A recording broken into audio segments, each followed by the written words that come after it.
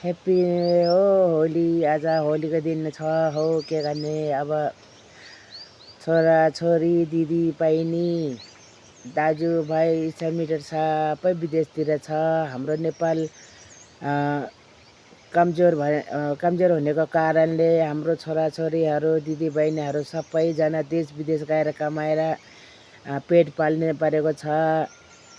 त्यसैले त्यस्तो झगडा भइरहेको छ।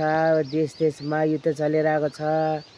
दिदीबहिनीहरू छोराछोरीहरू इष्टमित्रहरू सबैजना राम्रोसँग राम्रो सम्हालेर बस्दिनु होला। के गर्नु, हाम्रो हातको कुरा होइन। अब छेउतिर भए पो जे जस्तो भए पनि हामबालेर भए पनि गाउँमा आउन सक्नु। बिचरा के गर्ने, सबै राम्रोसँग बस्दिनु होला है। अब के गर्ने, हामीले भनेर के हुनेवाला छैन।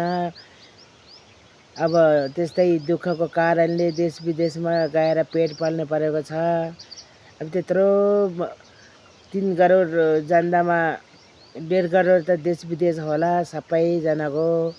मेरो पनि छोराछोरीहरू छ, सबैको त्यो सबैजनाकै छ। भए पनि अब सम्हालेर बस्दिनु होला। के गर्नु, अब जे भयो भने भगवान्ले हेर्छ। अब के गर्नु त, हामीले भनेर हामीले गरेर हुने छैन। सबैजना राम्रोसँग बस्दिनु होला है। के गर्नु, अब भन्नु त के भन्नु। अब एउटा म जस्तोले भनेर पनि हुनेवाला नै छैन। आफ्नै केही युद्ध हुने भए त अब भगवान्ले लुटिहाल्छ। सकभर चाहिँ भगवान्ले पनि साथ दियोस्, सबैलाई राम्रो होस्। आफ्नो गाउँ घरमा फर्केर आएर हेर्ने पाओस्, बस्ने पाओस्। दुःख पाए नि सुख पाए नि सबभन्दा त हाम्रै देशको मान्छेहरूले ठुलो सरकारहरूले त्यो गर्दै कारणले त्यस्तो भएको हो।